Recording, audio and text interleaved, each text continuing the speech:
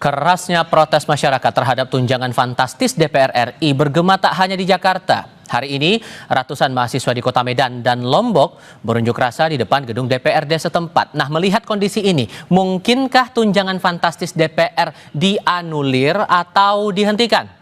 Kami diskusikan bersama dua narasumber yang bergabung lewat sambungan dalam jaringan. Ada mantan anggota DPR RI, sekaligus politisi senior Partai Demokrat Syarif Hasan. Dan kami juga bergabung dengan Direktur Kebijakan Publik Selios Media Wahyudi Askar. Selamat sore semuanya, dengan Tifal di sini, apa kabar? Selamat sore, Mas. Oke, terima kasih Bung Medi sudah bergabung bersama kami. Kami coba perbaiki lagi komunikasi kami dengan Pak Syarif Hasan untuk bisa ikut bergabung dalam diskusi kali ini. Kita coba melihat dari tunjangan perumahan dulu. Nah, kemarin Pak Dasko sudah bilang bahwa tunjangan 50 juta itu hanya diberikan dalam kurun 1 tahun, Oktober 2024 sampai Oktober 2025. Berarti kan November sudah tidak dapat lagi. Menurut Anda penjelasan itu sudah cukup melegakan dan bisa meredam amarah publik atau masih ada hal lain? Saya kira yang memicu kemarahan publik tidak hanya soal tunjangan perumahan ya, karena kita harus lihat ini dalam kerangka yang lebih besar, yaitu soal ketimpangan upah. Jadi tunjangan perumahan oke 50 juta, tetapi kalau kita lihat tunjangan-tunjangan lainnya, mulai dari tunjangan komunikasi, beras, dan lain-lain, itu sampai seratusan juta lebih. Bahkan kalau kita ikuti temuan ICW, gaji dan tunjangan anggota DPR itu 269 juta per bulan. Jadi yang memicu kemarahan masyarakat saya kira tidak hanya soal perumahan, tetapi struktur gaji anggota dewan yang bertolak belakang dengan kondisi pengupahan di Indonesia. Sehingga poinnya Anda merasa tidak cukup penjelasan kemarin itu?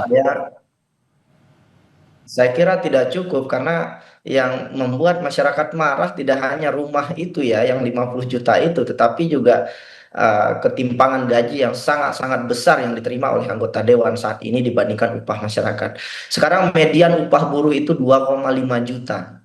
Coba bandingkan dengan gaji bulanan anggota dewan yang menurut ICW itu 269 juta rupiah. Baik. Ini adalah yang tertinggi mungkin di dunia ya, perbandingan upah minimum masyarakat dengan rata-rata gaji yang diterima oleh anggota dewannya. Jadi saya kira kemarahan masyarakat sangat-sangat masuk akal, Mas. Oke, sekarang bergabung lagi Pak Syarif Hasan. Pak Syarif, suara saya terdengar ya, Pak? Yes, kedengaran, Pak. Oke, sekarang begini, Pak. Ini ada beda suara atau beda penjelasan antara pimpinan DPR dengan anggota DPR RI yang kami coba wawancara dalam berbagai kesempatan. Anggota DPR ada dua orang yang berbicara bersama kami mengaku tidak tahu soal rincian tunjangan yang diterima anggota DPR RI. Nah, kalau menurut Anda masuk akal tidak kalau kemudian tidak ada anggota DPR yang tidak tahu rincian tunjangan yang mereka terima? Saya tidak tahu pasti anggota DPR tersebut, tetapi yang jelas bahwa setiap anggota DPR tentunya tahu pasti berapa gaji dan tunjangan-tunjangan yang diterima setiap bulannya, berapa uang reses yang diterima setiap reses yang dilakukan, kemudian berapa tunjangan-tunjangan lainnya yang diterima. Jadi seharusnya mereka tahu itu semua, dan dapat ditengarai juga bahwa mungkin pada awalnya mereka tidak tahu karena ini kan dibahas di dalam anggaran DPR ya dengan pemerintah, sehingga pada teknis penganggaran itu mereka tidak tahu. Setelah diketok yang merupakan bagian daripada RAPBN, nah barulah mereka seharusnya akan dapat mengetahui informasi yang utuh dari kesekjenan. Saya pikir itu. Biar clear, dua narasumber yang kami kutip waktu itu adalah Ahmad Irawan, kemudian ada Andreas Hugo Pareira yang mengaku tidak tahu rincian tunjangan-tunjangan itu. Tapi begini juga, Pak, ini kan Oktober. Katanya tunjangan rumah itu akan beres di Oktober 2025. Apakah memungkinkan tunjangan itu bakal dianulir atau batal disetorkan sebelum Oktober itu masuk? Mungkin September ini akan batal tunjangan perumahan itu? Mungkin tidak? Jadi menyangkut masalah tunjangan perumahan, saya pikir ini kan menyangkut masalah kebijakan pemerintah. Dan juga mungkin kalau pada saat ekonomi kita lagi bagus, pada saat ekonomi kita tumbuh 6%, itu mungkin tidak menjadi permasalahan, karena memang diatur bahwa anggota DPR mendapatkan fasilitas perumahan yang disiapkan oleh pemerintah. Nah, manakala perumahan itu tidak tersedia, maka ada suatu kompensasi yang diberikan kepada setiap anggota DPR. Nah, pembagian kompensasi ini kan merupakan kebijakan dan tergantung lagi dengan kondisi ekonomi kita. Nah, kebetulan dengan pada zamannya Pak Prabowo sekarang itu kan disuarakan secara ketat efisiensi anggaran. Nah, mungkin ini mungkin bisa menjadi salah satu masukan bagi anggota DPR untuk melakukan efisiensi anggaran. Dengan demikian tidak terdapat komplain dari masyarakat. Tapi bakal panjang nggak prosedur untuk membatalkan satu mata tunjangan itu, Pak? Sebetulnya? Oh, itu bisa saja dilakukan. Kenapa tidak? Tergantung para pimpinan DPR dan pemerintah dalam hal ini kesepakatan. Ini kan diputuskan bersama, dan kalau diputuskan bersama juga untuk ditunda ataupun dihilangkan, saya pikir itu masih mungkin juga terjadi. Nah, ini semangatnya adalah semangat efisiensi penganggaran. Saya sudah tangkap poinnya di situ. Sorry saya potong, Pak. Karena begini juga, yang kita lihat juga, Bung Medi, kalau saya tanyakan lagi pertanyaan sama seperti ke Pak Syarif, beda pendapat, beda perspektif yang dikeluarkan antara pimpinan DPR dengan anggota DPR. Anggota DPR ada yang bilang tidak tahu rincian tunjangannya. Apakah ini memang ada yang miss atau jangan-jangan ada yang terkesan ditutup-tutupi? Jawabnya nanti, kita jeda sebentar. Kami segera kembali.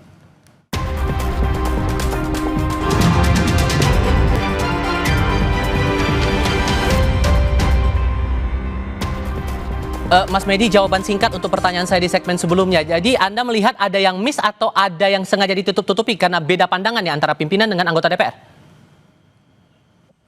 Kedua kemungkinan itu bisa saja terjadi ya. Bisa jadi ada yang mencoba menutupi, tapi bisa jadi juga memang tidak tahu. Tidak tahu ini saya kira hipotesis saya adalah karena saking kayanya.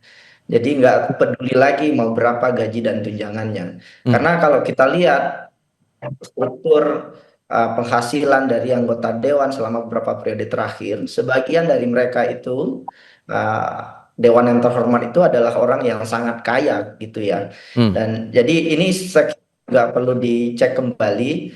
Tetapi kalau ingin dirubah, ini gampang sebetulnya karena kan ini beredar dari surat Sekjen DPR. Jadi kalau ingin merubah ya pimpinan DPR dapat menerbitkan surat baru yang menghapus kenaikan tunjangan. Sesederhana itu. Presiden juga bahkan bisa mengeluarkan Perpres kalau ingin memperkuat itu. Jadi dan prosedurnya bakal panjang atau tidak? Gimana, Mas? Prosedurnya bakal panjang atau tidak itu? Oh, sangat pendek sekali. Sangat pendek sekali. Tapi ini kan tidak dilakukan karena pertama juga pasti ada penolakan di internal DPR sendiri ya. Karena ya pasti anggota dewan juga yang terhormat itu mereka juga nggak ingin tunjangannya dipotong. Karena yang terjadi itu begini, Mas. Jadi pada saat pemilu kemarin, sebagian besar anggota dewan itu mengeluarkan miliaran rupiah hingga puluhan miliar untuk mendapatkan posisi itu. Dan sekarang ketika terpilih, mau nggak mau mereka harus mengembalikan modal. Sehingga sebagian anggota dewan itu kemudian menekan ada ruang untuk tunjangan yang lebih besar. Jadi ini tidak fair, kemudian APBN jadi ATM begitu ya untuk mengembalikan ongkos politik. Pak Syarif setuju bahwa Sekjen sudah bisa punya kewenangan untuk bisa mengubah itu atau jangan-jangan perlu prosedur yang lebih panjang lagi? Saya pikir kalau menyangkut anggaran untuk DPR itu ada namanya Badan Urusan Rumah Tangga DPR. Nah, di situ semua fraksi semua fraksi melalui wakil-wakilnya akan melakukan urung rembuk bersama untuk memutuskan sesuatu. Jadi kemudian dikembalikan lagi ke BWRT. Nanti pimpinan DPR yang akan secara resmi akan memutuskan sesuai dengan rekomendasi dari BWRT. Jadi sederhana sekali sebenarnya, tidak terlalu panjang. Dalam sehari juga bisa selesai. Dan saya pikir kalau semangatnya adalah efisiensi anggaran, semangatnya adalah empati terhadap keadaan sekarang, saya pikir itu perlu dilakukan segera. Saya pikir demikian. Oke lah bahwa kemudian sudah diatur beberapa tunjangan, termasuk masalah tunjangan pajak yang sudah diatur sejak tahun 2010. Tapi yang membuat akhirnya ini jadi mencuat dan makin besar, Pak, sampai demo waktu itu tanggal 25 Agustus adalah respon dari para anggota dewan ini yang terkesan ya tidak sensitif pada hal-hal termasuk yang kondisi sekarang, kondisi ekonomi masyarakat. Menurut Anda rasional tidak emosi warga bisa sampai seperti ini? Saya pikir kalau kondisi kita semakin buruk, tentunya akan semakin banyak koreksi-koreksi yang dilakukan oleh rakyat. Apalagi kondisi ekonomi kita yang belum menguntungkan bagi mereka.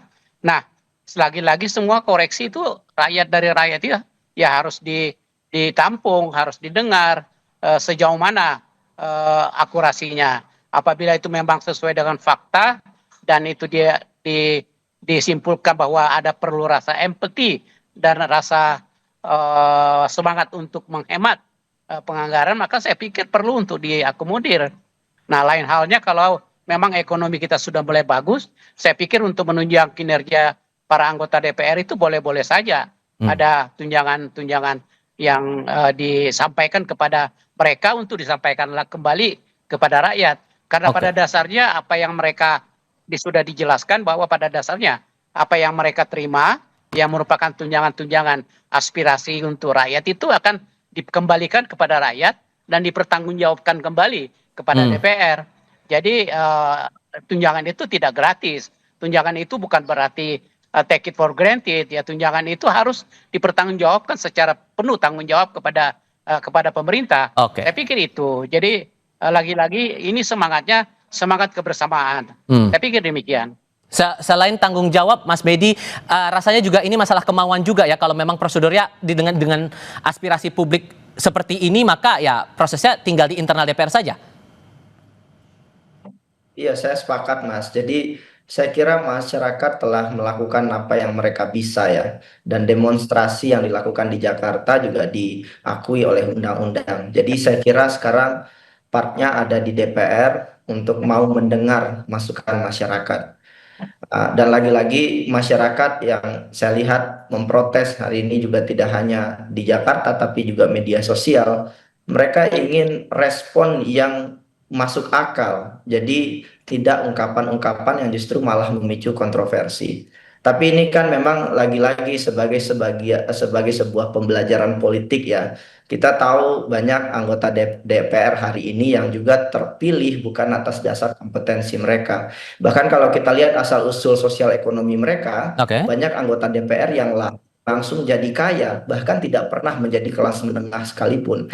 Jadi banyak yang tidak punya, tapi yang mungkin tidak sepenuhnya bisa merasakan apa yang dirasakan masyarakat bawah. Saya kira karena ini 1 tahun masih ada ruang untuk DPR baiki diri, dan masyarakat saya kira melihat dari dekat dan dari jauh, dan mudah-mudahan ini bisa jadi pembelajaran yang baik untuk Bapak Ibu yang ada di Senayan sana. Terakhir Pak Syarif, apakah kemudian dari Partai Demokrat, entah itu Pak SBY atau Mas AHY sempat memberikan arahan untuk anggota DPR saat ini menyinggung soal tunjangan yang lagi sensitif di beberapa pihak? Iya, tentunya Ketua Umum kami ya akan selalu memberikan arahan kepada Ketua Fraksi, dan selanjutnya Ketua Fraksi akan memberikan arahan kepada PWRT dan para anggota fraksi-fraksi lainnya. Pada intinya bahwa semua kebijakan itu adalah orientasinya adalah demi untuk kepentingan rakyat. Nah, jadi apapun aspirasi rakyat, sepanjang itu adalah memiliki aspek yang sangat positif dan fakta di lapangan menunjukkan hal-hal yang perlu untuk disampaikan, saya pikir Partai Demokrat akan tetap mendukung. Dan tentunya lagi-lagi kita akan membina satu semangat kebersamaan di dalam mengelola anggaran, di dalam mengelola agar efisiensi demi pembangunan yang lebih besar. Ya, saya pikir kalau itu semangat itu kita sepakati bersama, maka tentu hal-hal yang seperti respon daripada masyarakat, kemudian ada aspirasi dari masyarakat. Lagi-lagi itu perlu juga untuk didengar. Karena PR-nya sekali lagi ini masalah kepercayaan publik yang harus tetap dijaga. Mas Bedi, Pak Syarif, terima kasih banyak sudah mau berbagi dan berdiskusi bersama kami kali ini. Selamat sore semuanya. Mas Bedi. Ya.